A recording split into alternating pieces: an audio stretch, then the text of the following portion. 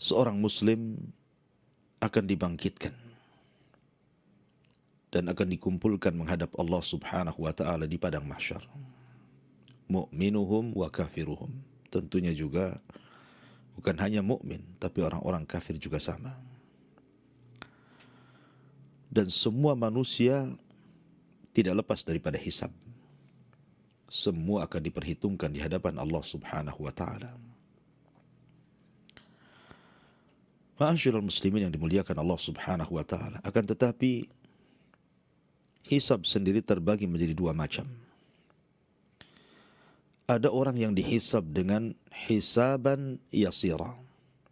Fa amma man utiya kitabahu biyamini fasawfa yuhasabu hisaban yasira. Ada orang yang dihisab itu dengan hisab yang mudah.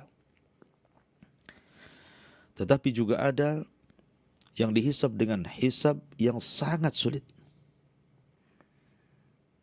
Tergantung amalan dia di dunia. Tetapi banyak juga manusia yang lepas daripada hisab. Sebagaimana hadis Nabi SAW yang masyhur, ketika Nabi SAW diperlihatkan umatnya ada 70.000 orang yang masuk surga tanpa hisab dan tanpa azab. Kemudian Nabi SAW menyebutkan sifat-sifatnya. Alladzina la yastarkun wa la yaqtawun wa la yatatayyarun wa ala rabbihim yatawakkalun. Orang-orang yang tidak minta diruqyah, orang-orang yang tidak berobat dengan kai besi yang dipanaskan, dan orang-orang yang tidak tatayyur, menganggap hoki dan sial kepada binatang tertentu atau benda tertentu, dan orang yang menambatkan tawakal hanya kepada Allah Azza wa Jalla. Ma'asyiral muslimin yang dimuliakan Allah Azza wa Jalla, tentu hisab ini sesuatu yang melelahkan bagi manusia, karena mereka harus tinggal di padang mahsyar itu 50.000 sana, 50.000 tahun. Apakah ini berlaku kepada seluruh manusia akan tinggal di padang mahsyar itu 50.000 sana, 50.000 tahun? Apakah hanya berlaku kepada orang-orang kafir saja? Sebagian para ulama mengatakan bahwa lamanya waktu ini hanya diberikan kepada orang-orang kafir. Tetapi orang-orang yang beriman, maka mereka disesuaikan dengan hisabnya. Kalau hisabnya yasira, mudah, maka dia tidak akan tinggal lama di situ. Tapi kalau hisabnya asira, sangat sulit, tentu juga akan lama tinggal di padang mahsyar dan melamakan proses jaza balasan bagi dia. Al-Imam Al-Qurtubi rahimahullahu ta'ala mengatakan bahwa letak timbangan itu setelah hisab. Dan ingat bahwa hisab juga bisa menentukan kemana arah orang ini masuk surga ataukah masuk neraka. Ada sebuah hadis dari Aisyah Ummul Mukminin radhiyallahu an, ketika Nabi SAW mengatakan, laisa ahadun yuhasabu illa halak. Tidak ada manusia yang dihisab kecuali pasti akan binasa. Maka Ummul Mukminin Aisyah radhiyallahu anha mengatakan, ya Rasulullah, ja'alanillahu fidaka, alaysa yaqulullahu azza wa jal, fasawfa yuhasabu hisaban yasira. Ya Rasulullah, semoga Allah Subhanahu wa ta'ala menjadikan diriku sebagai tebusan dirimu. Bukankah Allah Subhanahu wa ta'ala telah berfirman, adapun orang-orang yang diberi catatannya dengan tangan kanannya, fasawfa yuhasabu hisaban yasira, maka dia akan dihisab dengan hisab yang mudah.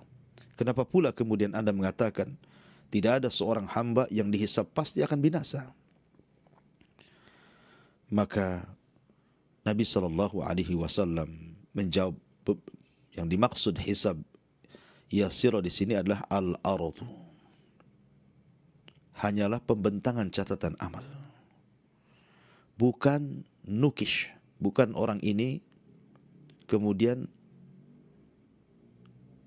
berdialog dengan Allah Azza wa Jalla dengan cara munaqashah. Munaqashah itu artinya berdebat duluan.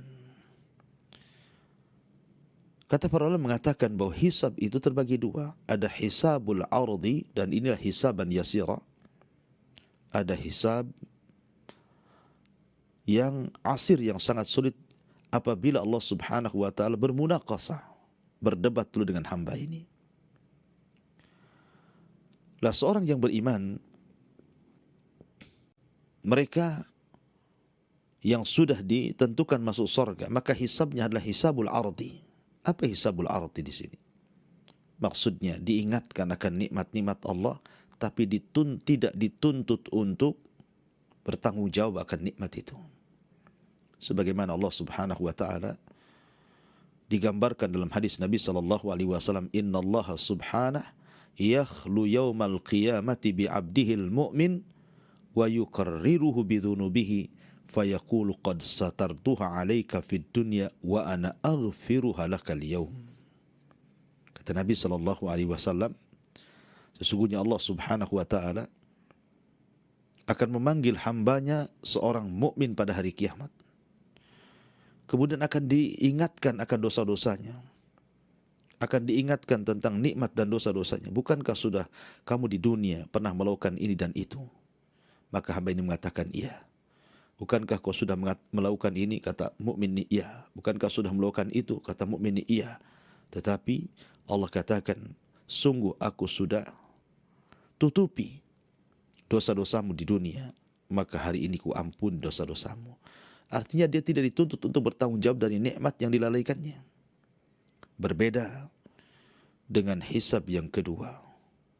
Hisab yang sulit bagi seorang hamba ketika dia bermunaqashah dengan Allah Azza wa Jal, berdebat dengan Allah Azza wa Jal. Dan ini yang diisyaratkan di dalam ayat Al-Quranul Karim, wa man adlamu mimman iftara 'ala Allahi kadiban ulaika yu'raduna 'ala rabbihim wa yaqulul ashhad haula'i alladhina kadzabu 'ala rabbihim ala la'natullah 'ala zalimin. Dan barang siapa, maka siapa lagi yang lebih zalim daripada orang yang kemudian berlaku dusta terhadap Allah. Merekalah yang kemudian dibentangkan hisabnya di hadapan Rabb mereka.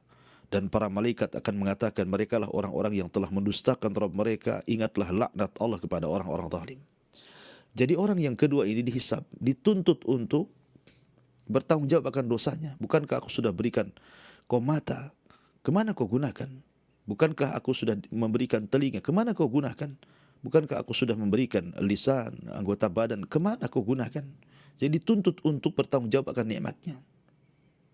Itulah yang disebut sabda Nabi, man nukisha halak, siapa yang kemudian berdebat dengan Allah Azza wa Jal, maka dia akan hancur.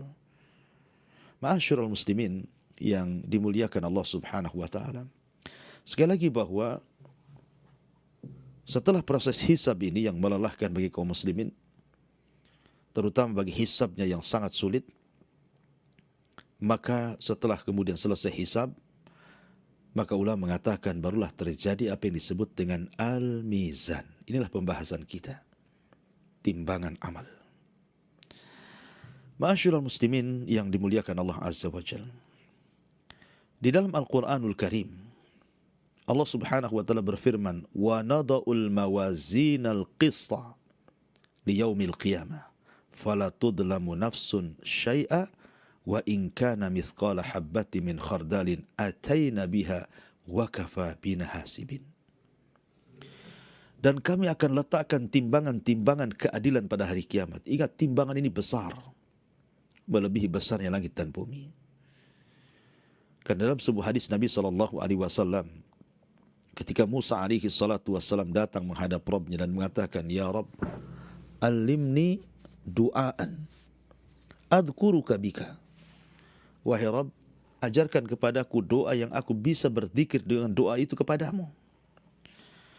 Maka Allah mengatakan, Qul ya Musa la ilaha illallah. Wahai Musa, katakan la ilaha illallah. Maka Musa mengatakan, ya Rabb, kullun nas yaquluna hadha. Semua manusia mengucapkan kalimat ini, aku ingin yang lain. Tapi Allah mengatakan, Qul ya Musa la ilaha illallah.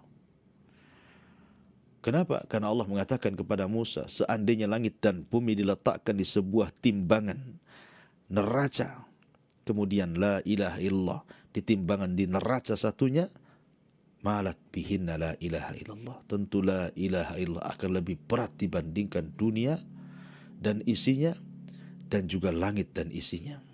Menunjukkan bahwa timbangan itu besar, melebihi langit dan bumi, karena langit dan bumi pun akan ditimbang. Tentu timbangan harus lebih besar dibandingkan yang ditimbangnya.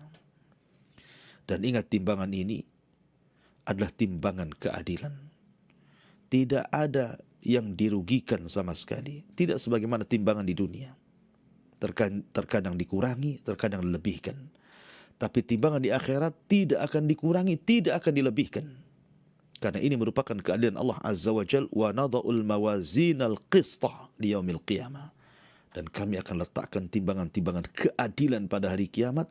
Fala tudlamu nafsun syai'ah. Tidak ada satu jiwa pun yang didolimi oleh Allah Azza wa Jal. Di mana? Wa in kana mithqala habbah. Walaupun hanya sebiji habbah darah. Min khardalin. Ataina biha. Kami tetap akan menimbangnya. Wa kafa bina hasibin. Cukuplah kami yang menghisabnya. Ma'asyiral muslimin yang dimuliakan Allah Subhanahu wa taala. Kemudian juga Allah Subhanahu wa taala berfirman tentang timbangan ini. Faman thaqulat mawazinu faulaika humul muflihun. Wa man khaffat mawazinu faulaika alladhina khasiru anfusahum fi jahannam khalidun. Adapun orang-orang yang berat timbangannya, maka mereka orang-orang yang beruntung. Adapun orang-orang yang ringan timbangan kebaikannya, maka mereka adalah orang-orang yang merugi, dan mereka akan dimasukkan ke dalam jahanam dan dikekalkan di dalamnya. Ini juga dalil tentang penetapan adanya timbangan pada hari kiamat. Dan juga Allah mengatakan, fa amma man thaqulat mawazinuhu fa huwa fi 'ishatir radiyah wa amma man khaffat mawazinuhu fa ummuhu hawiyah wa ma adraka ma hiya narun hamiyah. Barang siapa yang berat timbangan kebaikannya, maka dia akan diberikan kehidupan yang diridhoi oleh Allah. Tapi siapa yang ringan timbangan kebaikannya, maka dia akan dijebloskan ke dalam neraka hawiyah. Apa itu neraka hawiyah? Neraka yang sangat panas, kata Allah. Ini diantara dalil-dalil dari Al-Quran. Tetapi banyak sekali dalil-dalil yang tidak bisa disebutkan. Kemudian juga hadis dari Nabi SAW tentang penetapan adanya timbangan. Allah Subhanahu wa taala berfirman, Nabi SAW bersabda, kalimatani habibatani ila rahman khafifatani ala lisan thaqilatani fil mizan subhanallah wa bihamdihi subhanallahil azim.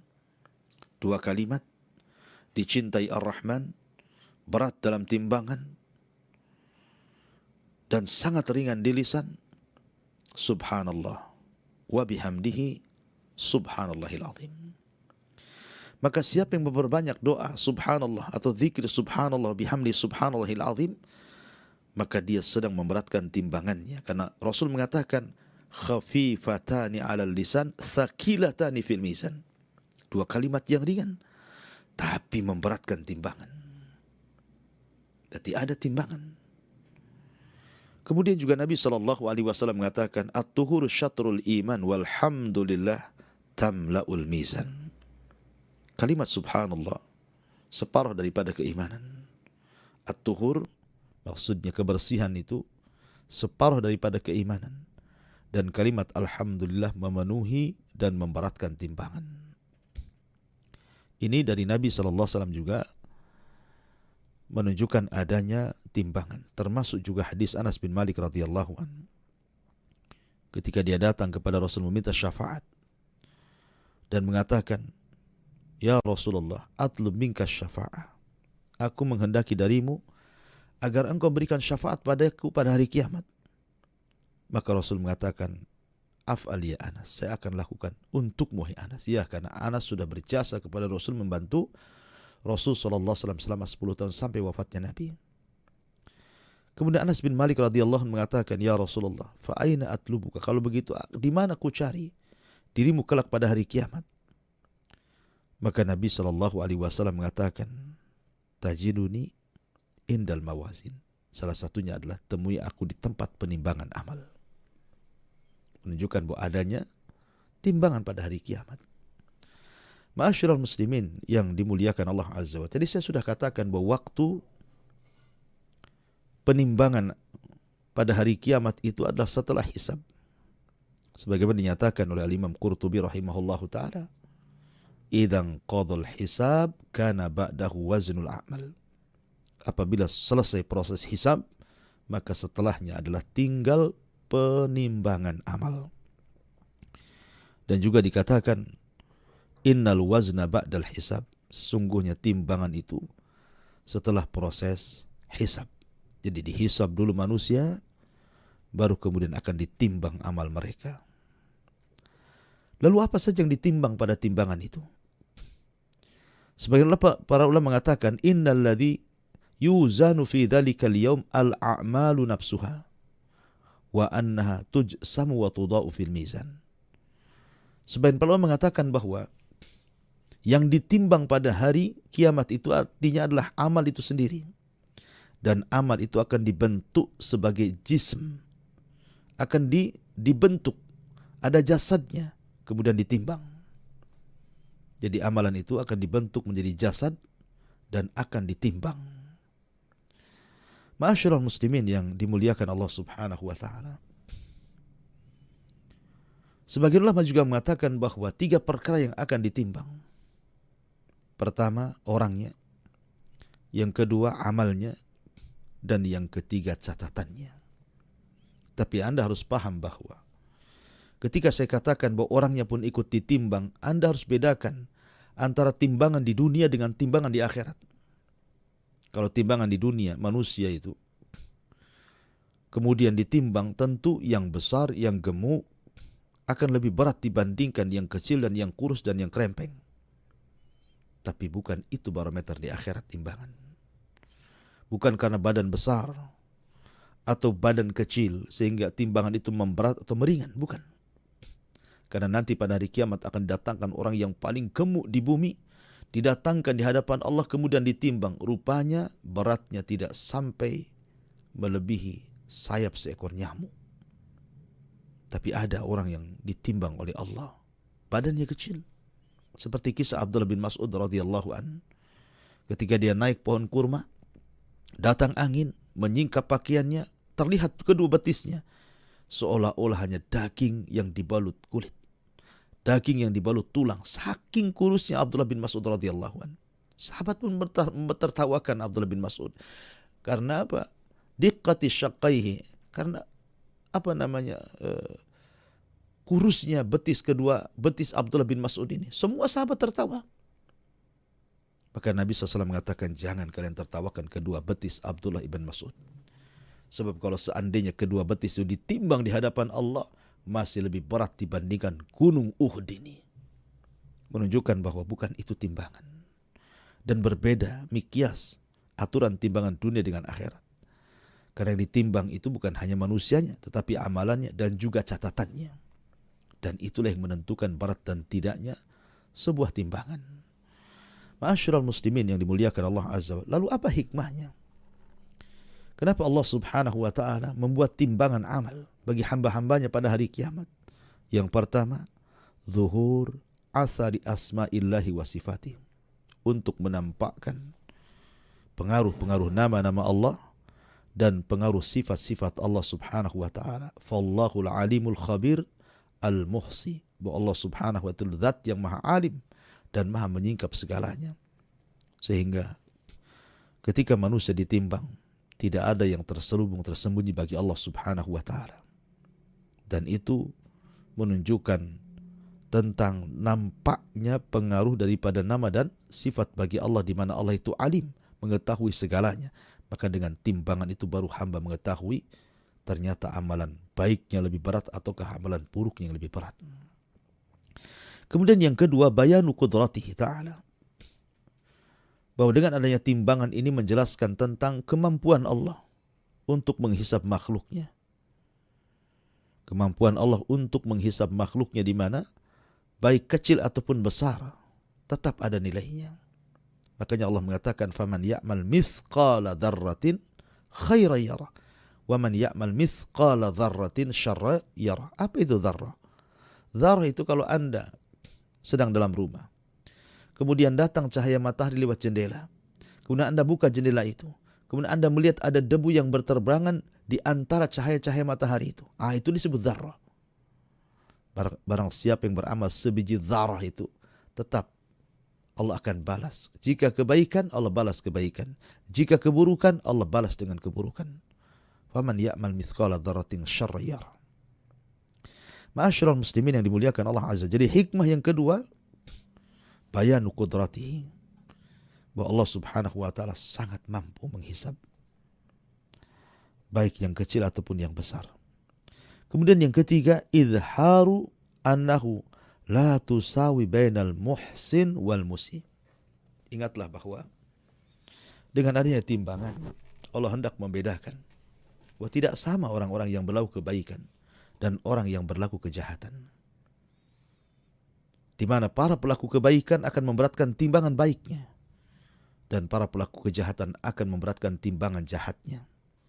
Oleh karena itulah maka Allah Subhanahu wa taala mengatakan, "Wa man ya'mal mithqala dzarratin khairan yara, wa man ya'mal mithqala dzarratin syarran yara."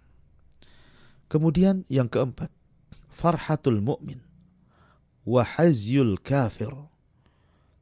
Bahagianya seorang mukmin dan tersiksanya orang kafir ketika di tempat penimbangan amal. Makanya jangan pernah meremehkan sekecil apapun kebaikan, karena semua akan ditimbang. Rasul mengatakan, la tahkiranna minal ma'rufi syai'an walau an talqa wajhaka li akhika biwajhin talqin. Jangan kau remehkan sekecil apapun kebaikan, walaupun hanya melemparkan senyum kepada saudaramu. Boleh jadi lemparan senyum inilah yang menjadikan pembuka pintu surga bagi kita. Karena semua akan ada balasannya, semua ada hisabnya, semua ada timbangannya. Kemudian yang kelima, yang keenam, iqamatul mawazin fiha iqamatul hujjah. Bahwa dengan ditegakkannya timbangan-timbangan itu sebenarnya hakikatnya Allah sedang menegakkan hujjah kepada kita. Siapa yang pantas masuk surga dan siapa yang tidak pantas masuk surga alias masuk neraka. Ma'asyiral muslimin yang dimuliakan Allah Azza wa Jalla. Adapun amalan-amalan yang harus Anda hindari. Sebab kalau Anda lakukan amalan-amalan ini sangat mempengaruhi berat dan timbanya sebuah timbangan. Pertama, riya. Nabi SAW mengatakan, Inna akhwafa ma akhafu alaikum syirkul asghar. Sesungguhnya yang paling aku khawatirkan menimpa kalian adalah syirik kecil. Kila, dikatakan, apa itu syirik kecil wahai Rasul? Maka Rasul mengatakan, ar-riya. Anda beramal ingin dipandang manusia. Kemudian Nabi SAW membacakan sebuah hadis qudsi, yaqulullahu azza wa jalla lahum yaumal qiyamah idza khujizan nasu bi'amalihim idhabu ila alladhina kuntum tarauna fid dunya.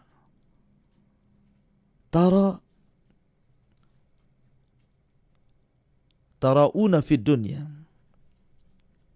Allah berfirman pada hari kiamat, apabila manusia dibalas dengan amal-amal mereka, maka Allah perintahkan, pergilah kepada orang-orang yang ketika di dunia kau meminta pujian dari mereka. Pergi kepada mereka. Ya, ingat bahwa seseorang akan membalas dengan dirinya sendiri. Dan tidak ada campur orang lain. Dan orang yang dibuat riya oleh dia tidak ada manfaatnya pada hari kiamat. Karena pada hari kiamat yang menentukan Allahu Jalla fi'ula dengan permintaan syafaat para nabi dan yang lainnya. Ma'asyiral muslimin yang dimuliakan Allah Azza wa Jalla. Termasuk juga dari sini menunjukkan bahwa riya itu salah satu peringan timbangan pada hari kiamat. Maka jangan pernah riya, karena itu penyebab kenapa timbangan kita akan ringan di hadapan Allah Subhanahu wa ta'ala. Ma'asyiral muslimin yang dimuliakan Allah Subhanahu wa ta'ala. Kemudian juga yang bisa memberatkan timbangan adalah seseorang melakukan kezaliman. sampai merugikan orang lain. Karena kita ingat hadis muflis, hadis bankrupt.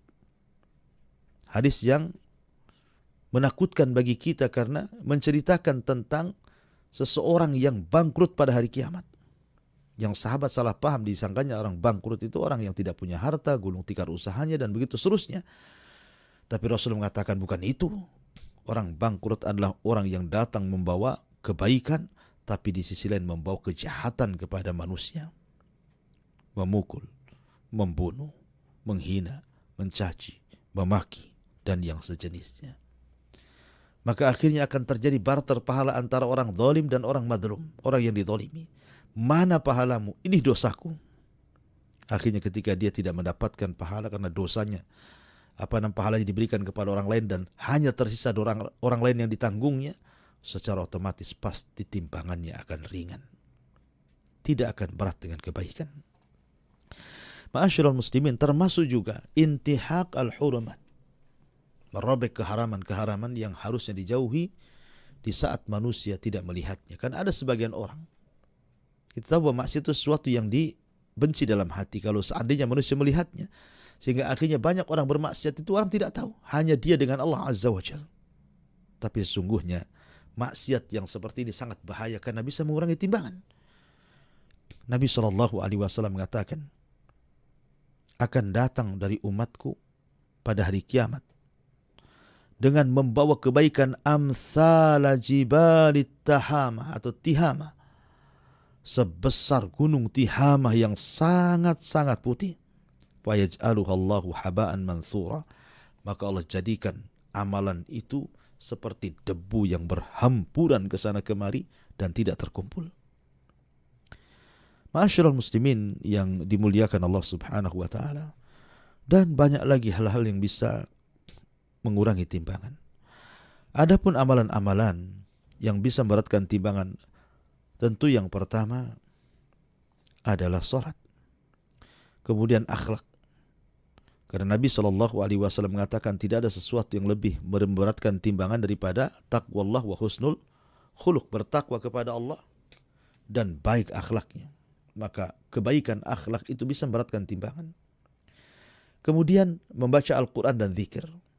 Kalimatani khafifatani ala lisani thaqilatani fil mizani habibatani ala rahman subhanallah bihamdihi subhanallah il azim.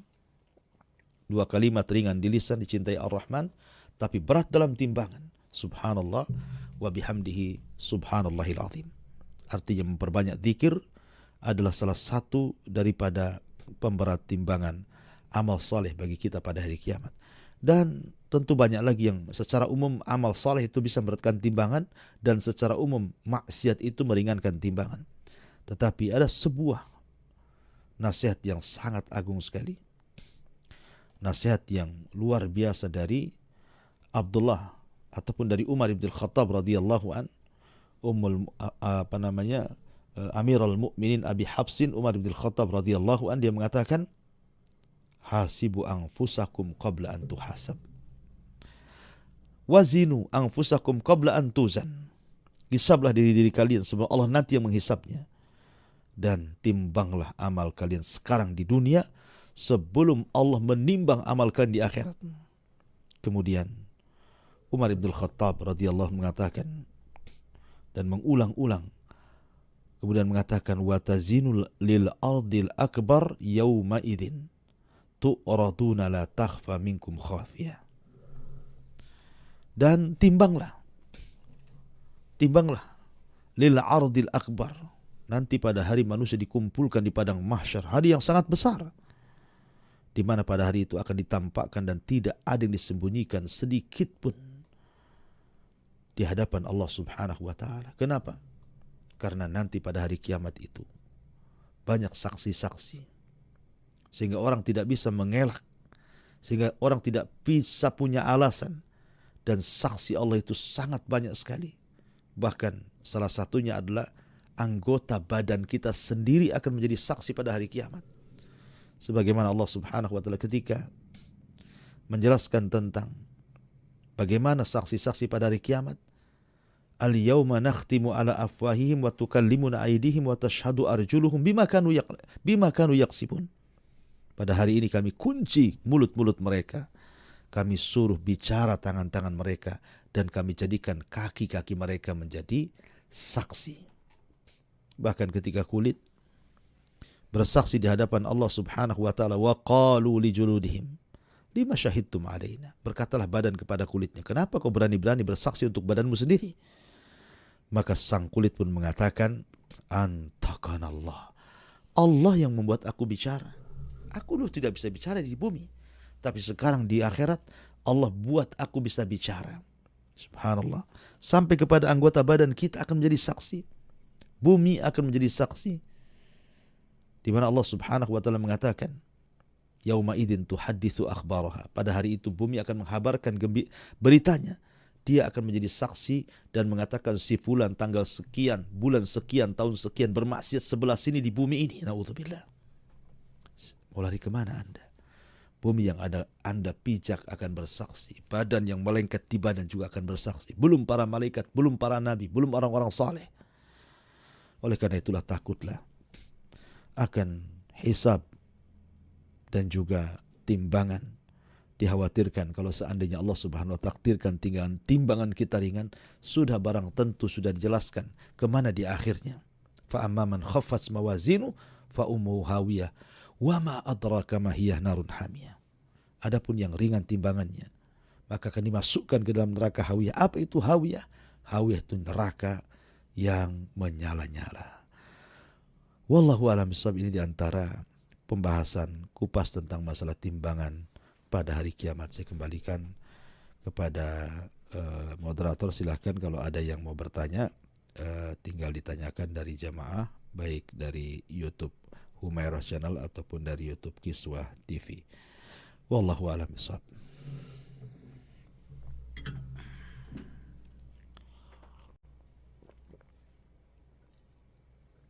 Baik. Dari akun YouTube Fadli Nasuha. Assalamualaikum Ustaz, ana mau bertanya. Fadli. Pernah terjerumus dalam dosa waktu masa muda kemudian bertobat. Berharap kepada Allah semoga tobat nasuha karena hatinya sedih dan pilu. Akan tapi seringkali terlintas pertanyaan, apakah mungkin Allah itu menyamakan dengan orang-orang yang tidak pernah melakukan dosa besar selama hidupnya, di mana dia merasa lebih rendah derajatnya dibandingkan dengan orang lain. Ya, begini. Pada hari kiamat ada kisah tentang bitokoh. Bitokoh itu kartu yang bertuliskan la ilaha illallah. Jadi datangkan pada hari kiamat seorang laki-laki yang mungkin ketika di dunia tidak pernah dapat hidayah. Maksiat aja kerjanya. Tetapi sebelum wafatnya, dia mendapatkan hidayah dengan mengucapkan la ilaha illallah. Maka kemudian Allah subhanahu wa ta'ala panggil orang ini yang hanya mendapatkan hidayah la ilaha illallah saja. Selebihnya maksiat semuanya. Datangkan orang ini di hadapan Allah azza wa jalla. Dan dia pun membawa 99 catatan amalnya. Kemudian Allah subhanahu wa ta'ala mengatakan, bentangkan satu catatan amalmu dari 99 catatan amalmu. Dibentangkanlah catatan amalnya itu. Rupanya jaraknya sejauh mata memandang. Semua kesalahannya. Tidak ada kebaikan satupun. Akhirnya dia pun putus asa dan mengatakan, pasti akan masuk ke dalam neraka ini. Tapi Allah subhanahu wa ta'ala tiba-tiba mengatakan, ya Rabb, coba periksa catatan itu. Apakah ada malaikatku yang mendolimi sehingga salah catat apa yang kau buat? Orang ini mengatakan tidak, karena termasuk khususnya hisab ini orang dihafalkan kejadian di dunia sedetail mungkin untuk disamakan dengan catatannya. Akhirnya kemudian ketika dia putus asa, kata Allah mengatakan, tidak, kau punya amalan yang bisa memberatkan timbangan amalanmu. Dikeluarkanlah bitokoh, tulisannya la ilaha illallah. Artinya bahwa kalau Anda pernah berbuat dosa, kemudian bertobat kepada Allah subhanahu wa ta'ala, dan dengan tobatan nasuha penuh dengan penyesalan, tidak akan mengulang lagi dan memperbaiki dengan keadaan mengikuti yang jahat dengan kebaikan, maka akan diterima di hadapan Allah azza wa, dan Anda termasuk orang mulia. Karena Allah sangat mencintai orang yang bertobat, di mana orang dikatakan bertobat kecuali sudah melakukan dosa. Wallahu a'lam bishawab. Ya, dari akun YouTube Nafo ya Haryanto. Akun YouTube Nafo Haryanto. Ustadz, saya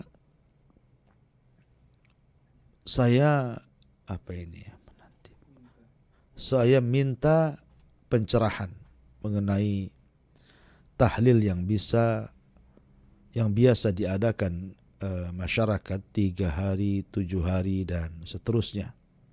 Sesuaikah dengan syariat yang sebenarnya? Ya, alhamdulillah. Masalah proses kematian, Nabi SAW bersabda, "Idza mata ibnu Adam, in qata'a amaluhu illa min thalathin, sadaqatin jariyah, aw ilmin yuntafa'u bihi, aw waladin salihin yad'u lahu." Apabila anak Adam meninggal dunia, tidak ada yang dibawa kecuali 3 perkara. Pertama, sedekah yang mengalir. Kemudian ilmu yang bermanfaat. Kemudian anak yang saleh yang mendoakan kepada orang tuanya. Artinya di sini ada 3 amalan yang jelas-jelas bermanfaat bagi si mayat. Sedekah ketika di dunia, dan sedekah itu mengalir sampai ke kuburan. Yang kedua, ilmu di dunia, sebelum dia mati diajarkan ilmunya. Kemudian dia punya anak sebelum mati, dia didik anaknya sehingga menjadi anak yang soleh dan mendoakan dia pada hari ketika Anda sudah meninggal. Dan itu manfaat doanya sampai kepada orang yang didoakan. Ma'asyiral muslimin yang dimuliakan Allah Azza wa Jalla, maka sebaiknya kalau ada salah seorang di antara kita yang meninggal dunia, maka apa yang harus kita lakukan? Yang paling penting adalah mendoakan. Mendoakan agar dia sukses dari fitnah kubur dan mendapatkan nikmat kubur. Mendoakan kebaikan. Yang kedua, bersedekah untuk orang yang meninggal. Karena bersedekah kepada orang yang meninggal itu akan sampai. Ya. Kemudian juga selain bersedekah adalah kalau Anda seorang anak ingin membantu orang tuanya, maka Anda berbuat baik, berbuat soleh. Secara otomatis kesolehan Anda akan sampai kepada orang tua Anda. Apalagi Anda sampai mendoakan kepada orang tua. Rabbighfirli wa liwalidayya warhamhuma kama rabbayani shaghira. Ya. Jadi lakukanlah yang jelas-jelas disunahkan, yang jelas-jelas diperintahkan oleh Allah dan Rasulnya, dan jauhi hal-hal yang belum ada dalilnya. Wallahu a'lam. Assalamualaikum Ustaz, salam kenal dari pesisir selatan Sumbar. Nama saya Lena. Aku ingin bertanya sama Ustaz, tafadhali. Saya disuruh berpisah dengan suami oleh mertua saya karena sang mertua tidak suka dengan saya. Pertanyaan saya, apakah kita berdosa jika melawan perkataan mertua, dan apa solusi untuk anak Ustaz? Ya, jangan mau. Kalau disuruh bercerai oleh orang tua, lihat maslahatnya. Apa alasan orang tua memerintahkan Anda untuk bercerai? Ya, memang ada dulu sejarah bahwa seperti Ibrahim ketika memerintahkan Ismail putranya untuk bercerai, Ismail langsung menceraikan. Ya, karena istri memang buruk akhlaknya. Istri yang pertama Ismail buruk akhlaknya. Ibrahim tahu dan mengujinya. Makanya suruh ceraikan, cari yang lain yang baik. Maka dia pun ceraikan dan cari yang baik. Kemudian juga di zaman Umar bin Khattab radhiyallahu an memerintahkan Abdullah ibn Umar untuk menceraikan istrinya. Abdullah bin Umar pun menjelaskan dan menceraikan istrinya ketika itu sedang haid. Maka Rasul tahu, kata Rasul, balik lagi, rujuk lagi, nanti kalau hendak menceraikan jangan di waktu haid. Tetapi di sini Umar seorang muhaddats, tahu maslahat untuk anaknya. Tapi apakah orang-orang tua yang menyuruh bercerai anaknya itu seperti Umar bin Khattab? Tidak juga. Terkadang hanya masalah dunia sepele meminta anaknya untuk bercerai. Jadi jangan dituruti. kalau alasannya tidak jelas. Dan Anda baik-baik saja dalam rumah tangga dan tidak ada masalah. Walaupun ada riak-riak masalah kecil tapi bisa diselesaikan. Karena bagaimanapun perceraian itu sangat dibenci. Dan iblis senang kepada orang yang bercerai. Berarti sukses anak buah menggodanya. Maka sebaiknya Anda tidak usah bercerai. Kalau Anda sepakat dengan suami Anda tidak bercerai, ngapain bercerai? Tinggal Anda perbaiki hubungan Anda dengan suami atau suami dengan Anda, kemudian hubungan Anda dengan orang tua dan juga mertua. Wallahu a'lam.